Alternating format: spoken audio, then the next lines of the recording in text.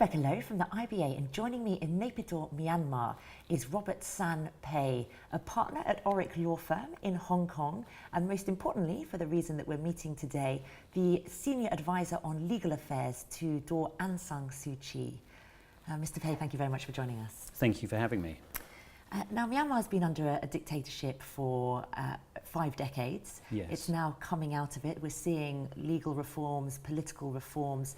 Do you feel that these reforms are for real? Undoubtedly, some progress has been made. If we go back to the previous decades, there was a real lack of freedom here. You would not see, for example, books or T-shirts with Daw Aung San Suu Kyi's face on them readily available in the street. People would be nervous to talk about her. Whereas now you can see those things readily available. So some progress has been made. Clearly there has been some economic development, but as Daw Suu always says, this is a time for cautious optimism, but not unbridled excitement. We have a long way to go. Because there is a lot of caution at the moment, and there was a recent letter from 29 civil society groups to Barack Obama in May that said that there has been a lot of arrests of journalists, of activists, of farmers, ethnic, religious minorities, at an alarmingly high rate was the quote that they used. It sounds like things maybe are slipping backwards again. Is that a concern? I'm not sure whether one would say they've slipped backwards, but certainly I think there was too much euphoria over what was happening, and probably people now are understanding that they need to moderate their excitement a little bit, and we do have a long way to go here. We've made some progress, but there's a lot more that needs to be done. And you and others are pushing very hard for reform of the Constitution, and you've said that this is at the core of all of the reform efforts. This is really at the heart of the whole debate, because this is fundamental and it's the bottom of kind of rule of law issues. Why is it so important that the Constitution is reformed? Like, what are the core issues that need to be resolved there? So the Constitution really is the building block for everything else. So, you know, we talk about the need for rule of law. If we talk about that need, then we need to talk also about the need for an independent judiciary, a strong and independent legal profession, and everything that goes with that. And unless you have a constitution that will allow independence of the judiciary, you're not going to make serious headway. So at the moment, we have a situation where the Chief Justice is largely selected by the President, and the Chief Justice then has great power and autonomy to decide who he appoints as judges. And we need to move away from that. We need to have a situation where the judiciary is completely independent from the executive, rather than being at its beck and call, which sadly was the position under the previous military regime, and that has not completely changed as yet. But talking of the reform process maybe slipping backwards, it sounds like maybe former promises about reforming the Constitution not really coming to fruition. And it sounds like from a recent report that was published that the military doesn't seem very inclined, and the government doesn't seem very inclined to make fundamental changes that are necessary. So I think undoubtedly there are people both in the military and the government who are uncertain about the best way forward, and who are perhaps not embracing this constitutional reform in the most positive manner, as we would want them to. But we hope and believe that over time, even those who are reluctant to see change will understand it does need to come. We saw the National League for Democracy and the 88 generation run a signature campaign to have the amendment provision in the Constitution revised so that it would no longer allow the military to have a veto over any amendment. And they obtained, the National League for Democracy and the 88 generation obtained 5 million signatures in favour of that change. Which is about 10% of the country's population. Yes, in 2 months. So very impressive. If the Constitution isn't reformed next year and by next year's elections, would you say that the elections were free and fair and legitimate, or would you question the legitimacy of those elections? There's so many hypotheticals in that question, it's impossible for me to give a very firm answer. There's a lot going on here right now, and it's suboptimal that so much is happening so close to next year's election, and it's unclear exactly how all of that's going to play out. There is certainly a risk that the elections will not be free and fair. We hope and believe that that will not materialise, and that in fact there will be free and fair elections. And it seems pretty clear that if the elections are free and fair, then there will be a significant shift here. Now, that doesn't mean that we will see a complete U-turn, but we will see a significant shift in who's in power. And if Aung San Suu Kyi cannot run for the presidency because of this clause in the constitution that currently bans her because of marrying a foreign husband and having foreign-born children, then is there a plan B? Do you know what her plans would be in that scenario? I am not privy to the plan B, if there is one. What I can say is that the provision, section 59F in the Constitution, is very bizarre in the way it's drafted. It goes far beyond what one would expect to see in terms of ensuring that a president owes his allegiance to a country. I would also say that Aung San Suu Kyi has shown her strong allegiance to this country through the personal sacrifice she has had to endure. But I also feel that 59F is something that should not be the focus right now. The first hurdle we need to overcome here is section 436 of the Constitution, which gives the military a complete veto over any constitutional reform. That does need to change, and that's the first priority. And they currently hold 25% of the seats in Parliament, and in order to change anything, you need over 75%. That is correct. And of course, they were not elected, they were designated and given those 25% of the seats in Parliament. And in fact, if you go and observe the Parliament in session, it's very striking when you see all of those green uniforms together at one end of the Parliament. So you really need to get the military on side if you want to make any changes? Well, there's a number of different ways that one could envisage progressing, but certainly it would be helpful if the military would embrace the constitutional reform. Other than reforming the constitution, what are the other big legal challenges that are facing the country today? So, this is a country that if you went back to the 1950s, had one of the strongest legal systems in Asia. The Burma law reports, as they were known, of that era have very high quality reasoned judgments, and we had genuine, strong rule of law at that time. During the 5 decades of military dictatorship, the legal system was completely eroded and undermined. The judiciary was very much at the beck and call of the military, and there was a lot of corruption, and all of those are massive problems. Now, we're dealing with some of them. One of the biggest issues when you look at a country like this is addressing the scale of what's required. So we need to upgrade to scale both the judiciary and the legal profession, and we're taking steps to achieve that, but we have a long way to go, and it will be a task of years, possibly decades. Because you need to create a whole new culture of independence, don't you? You need a culture of accountability in the judiciary. Correct. So how do you go about instilling that culture and that spirit of independence? There's a lot of things that need to be done differently, and one of those is just the actual training that lawyers and judges undergo. So we had moved to a situation here where a lot of lawyers and judges can recite black letter law, but they can't analyse it. Lawyers cannot advise clients on how to proceed in a strategic manner. Judges don't know how to make independent decisions. They're too used to being told what to do. So of course the first step is to identify people who are able to develop and learn, keen to do so. And that's something we are doing right now. We have a number of different programs underway that are providing both judges and lawyers with practical skills. How committed do you think the Attorney General and the Chief Justice are to reform? It's very hard for me personally to say. Obviously, I work primarily with Daw Suu and the Parliamentary Committee on Rule of Law.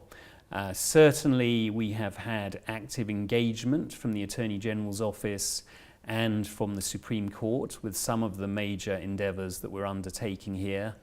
We don't have the sense that people are trying to derail the endeavour, and so I think that's good news. Obviously there's more that we all need to do. Talk about a little bit about lawyers now. Lawyers played a very important part in the 1988 protests. They were severely discriminated against as a result, have been now for many decades. Is that now a thing of the past? Is enough being done to address that? As you've seen yourself, we are here at the moment for a workshop involving lawyers, and I do think there is a genuine sense of empowerment. I think that the fears of the past are receding, and I think that's incredibly helpful. But we've got more to do. We've got a long way to go. So what more to do is there? So I think, as I said, there's a need to develop much stronger practical legal skills and an environment in which those can be used effectively, so that lawyers know that when they go to court on behalf of a client, the outcome will be decided based on the merits of the case and not who has either bribed the judge or who has brought the most influence to bear over the judge. And these are changes that take time, but serious progress is being made. And without access to justice, any kind of legal reform is meaningless. So what's being done to mean that any member of the public can have access to the courts? Well, it's a good question. So I think the reality is a lot of the average population here historically have had very little interaction with the courts and would have no faith, no trust in the courts whatsoever.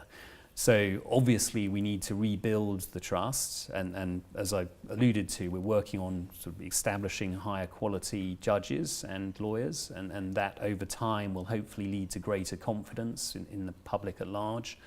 But also in the interim, one needs to focus on the reality, the fact that there are government officials who make decisions that will impact people's lives, and ensuring that those government officials understand how to make decisions appropriately.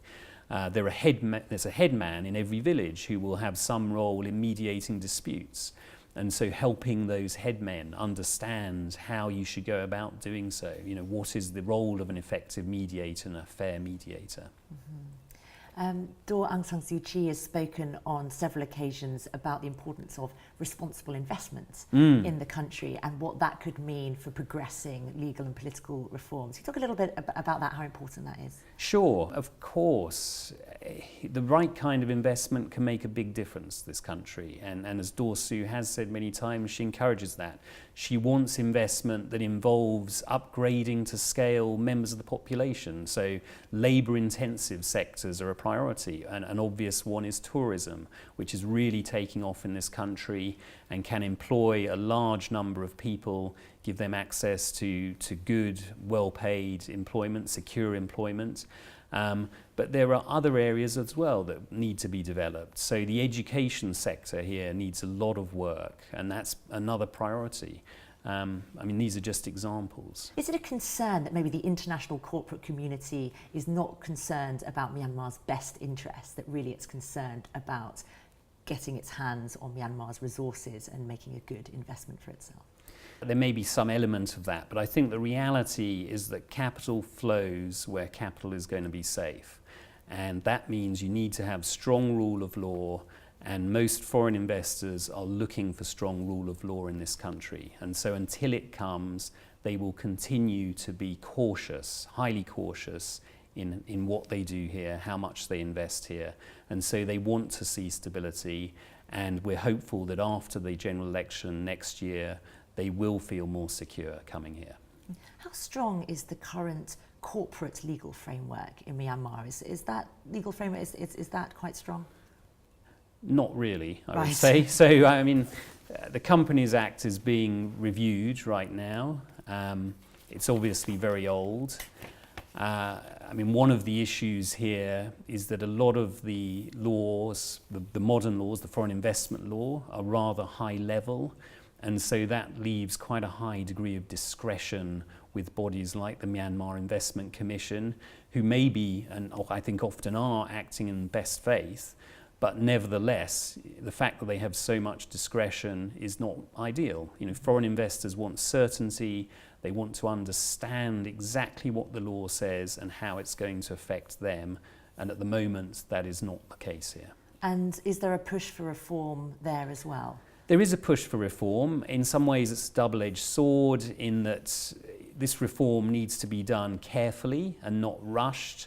One of the things I've heard said recently is that there are plans for a new law that would merge the foreign investment and the domestic investment regimes.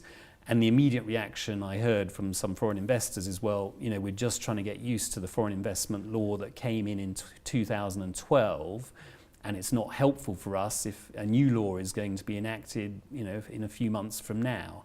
So what I would say is you need to do this carefully, do it well, consult properly, and get it right. You know, one of the issues in this country has been the lack of consultation on draft law. Until fairly recently, I believe it was actually illegal for MPs and others who had access to draft law to share it with members of the population, which frankly is very unsatisfactory. Mm-hmm. One of the results of the push for reform in Myanmar has been lifting of sanctions, EU, the US, but the US does still have sanctions against the country, and they were extended early this year. President Obama said the political opening remains nascent and concerns persist regarding ongoing conflict and human rights abuses in ethnic minority areas, particularly in Rakhine State, and the continued role of the military in the country's political and economic activities. What are your thoughts about his stance there? It sounds that there's still very real concerns to be addressed. So as I've said, and as Dorsu said many times, one should be cautious. There has been some progress, but we have a long way to go. And you know, any foreign investor, I think, does understand that. We haven't seen floods of foreign capital coming in here. The fact that you know, that the major world powers are still saying that people should be cautious. They're sending the signal that people should be cautious about investing here, I think is right. I hope and believe that we will reach a point before too long where the optimism is proven to be deserved, and hopefully at that point there can be further changes. But I think that already the relaxation we've seen in sanctions has gone a long way, and you know, I can understand why President Obama, not that I speak for him, but I can understand why he would have said what he said. But what about that issue of human rights violations in particular that President Obama mentions there? So you've talked about the Constitution, that needs to be the number one priority, and you've explained why you feel that's the case. But there are ongoing human rights violations in Rakhine State, in the ethnic areas as well, in Kachin State. Are they not equally important, and has attention perhaps been distracted from that? I think there are two things I would say. Firstly, really you should be addressing that question to members of the government here, as you know, anything to do with the human rights abuses that are allegedly going on. But what I would say about the Constitution is that unless and until it's amended, there will not be a situation here where any human rights abuses can be dealt with completely effectively. You need a strong and independent judiciary if you're going to rein in human rights abuses. And for the time being, the way the Constitution here is drafted ensures that the judiciary cannot be completely independent of the executive, and that has to change. How effective do you think the Myanmar Human Rights Commission has been since it was set up? So I have to say, I personally have had no interaction with them, and so you know, I cannot speak from first-hand experience. I have heard it said that the body is not as independent and impartial as it should be, and as one would expect it to be, but I'm not an expert on it. Mm-hmm. What about this very thorny issue, this very sensitive issue of peace and justice? Aung San Suu Kyi has talked about the need for reconciliation rather than accountability, or rather than retribution, as she describes it, but others say, well, that's really a euphemism for accountability. Where do you stand on that? I mean, can you have real peace without justice, without accountability? I think the real issue here is you need to get to a situation where the country can move forward. I think it's no good talking about accountability when in fact we have in this country a government that, although civilianised, is made up largely of former military officers. And we have a constitution which, as we discussed, ensures that the military have a complete veto over amendment. So until one amends the constitution and makes progress in that area, I really think it's premature to be talking about accountability. But what I would say is Daw Suu has, as you alluded to, emphasised that this country needs to move forward, not look back, and we should focus on that rather than on retribution. Just a couple more questions just about broader human rights issues, because land grabs have been a big problem in Myanmar. Yes. Is this something that's being addressed? It's certainly a big problem, and personally I don't think it has been fully addressed. One hears that with the new special economic zones there are some issues with some of the land there. It's a massive problem, and the government does need to be looking at it seriously, but we are not the government. So. And what about by international corporations coming in, because that's also been an issue? Is that something that's a concern? Well, I certainly think it's a concern for the international corporations. I mean, we live in an era where corporate social responsibility is really key. I think many of them are alert to it, and they do need to be incredibly cautious about the land they're taking and the business partners they choose here. And, I think for anyone coming in, caution is the key. Just a final question. I've got a quote here from Aung San Suu Kyi. She said in 2012, "It's the people, the change of spirit of the people, which will change our nation." And this reminded me of the refrain that was echoing across the Middle East after the Arab Spring, that the climate of fear had been broken. It hasn't gone completely in the direction people would have wanted in the Middle East, but certainly there was a breaking of that climate of fear. Has that climate of fear broken in Myanmar? I think it has partially broken, but not completely. So, I mean, the fact, as I alluded to, that the NLD and the 88 generation could get 5 million people to sign up to that signature campaign, to give their names, to give their identification numbers, is a massive change from the sort of level of fear that one saw in the past. Equally, I think if you go around speaking to large numbers of the population here, they're still sometimes somewhat reticent to talk about, which party they'll be voting for and why. They understand that historically that could get them into trouble, and some people, I think, are still not completely confident that it won't get them into trouble now. Mr. Pei, thank you very much for your time. Thank you so much.